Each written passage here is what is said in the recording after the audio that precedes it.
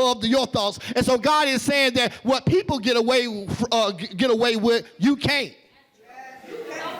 Everybody is different, and the way God's ways, we quite don't understand it. He reigned on the just as well as the unjust. He has no respect of person, but when you do it, you in trouble. Somebody else do it, they fine. Amen. Give God a hand praise. Verse 14, thou shalt not go aside from any of the words which I what? Command you this day. Keep reading. To the right hand or to the left, to go after other gods to serve them. But it shall come to pass, if thou wilt not hearken to the voice of the Lord thy God to observe, do all his commandments and his statutes, which I command thee this day.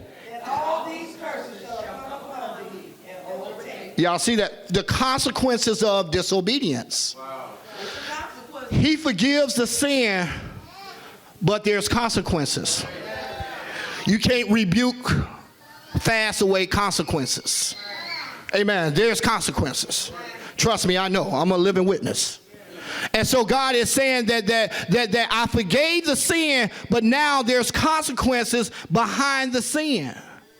And some people think they got away with it, but it gets you 5 years later. And you like, where does this come from? What you did 5 years ago?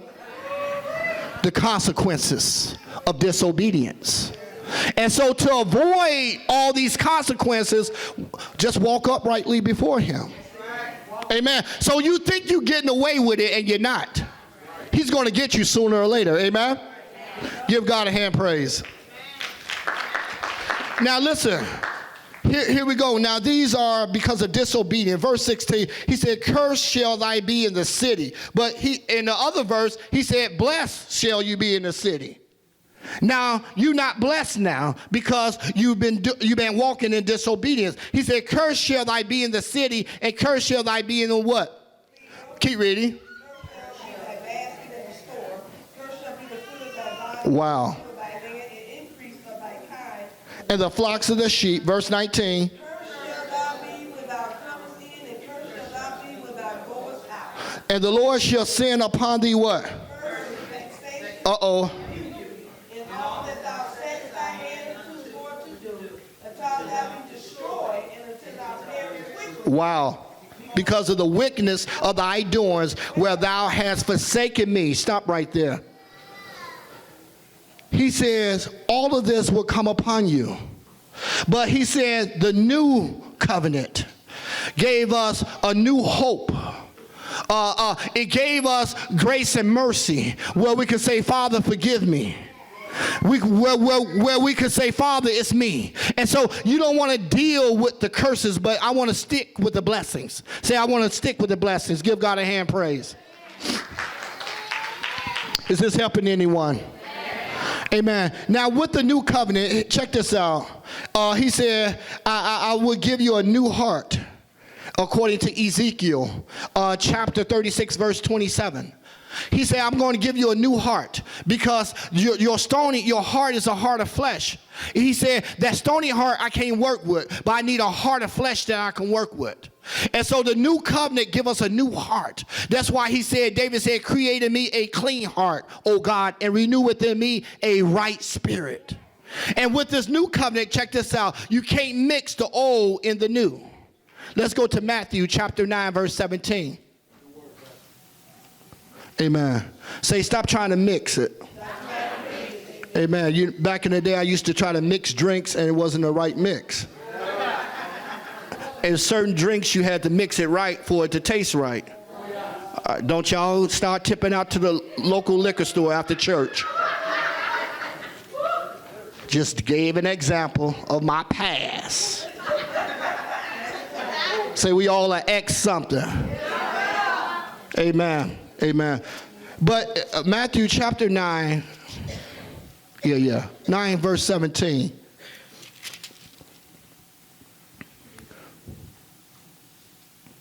Listen to this. He says that neither do men put what?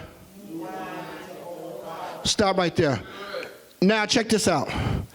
2016 is about to end. Now you're about to go into 2017. You cannot take the stuff, the negative stuff, the stuff that have hurt you, the stuff that stopped you, the stuff that wasn't good for you into 2017, or you become a repeat offender. You just repeating 2016 all over again. So you're a repeat offender of the same thing. But you really got to make a declaration that I'm starting something new. Right here, he said you can't mix the old with the new. He said you can't mix it. And so God is saying, how can I do a new thing? The Bible speaks about this. I wanted to teach from this, but because of time, Isaiah 43, 18 and 19, I quote, he said, remember ye not the former things, neither consider the things of old. Behold, I will do what? He said, shall ye not know it? I will make a way in the wilderness and a river in the desert. Now check this out. When you consider it, you're going backward. You haven't committed the physical act, but once you consider it in your mind, you have already went back. He said, neither consider the things of old. He said, you can't even consider it. He said, give no thought what took place in 2016. He said, don't even consider it. Don't even waste your time thinking about it. He said, get it out your mind. Get it out your emotion. Get it out your thought. Whatever the past, let the past be the past, but I'm starting new. Tell somebody I'm starting new. Right now. Say, I'm starting new right now. Amen, amen, amen. He said you can't mix old with new. Let's finish this. Matthew chapter 9, verse 17. He said, neither do men put new wine into what? Keep reading.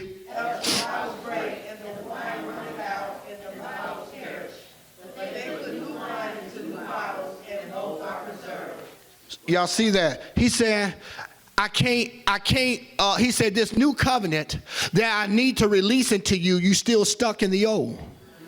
And it won't mix right. Amen. Guess what? The new also, he said, you can speak with new tongues. And that's found in Mark chapter 6, 17. New tongues. Bashe. I'm talking about a higher dimension of tongues. He said this new, you are able to speak, go into a higher dimension of tongues, or maybe interpretation of what you are speaking in tongues. How about that? Amen.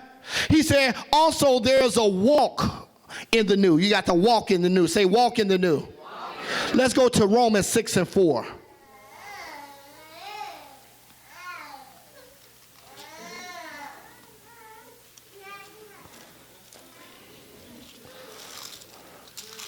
Is this word helping anyone?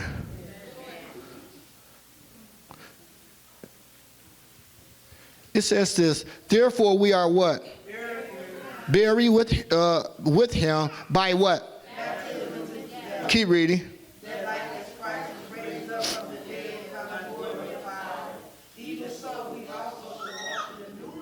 Y'all see that?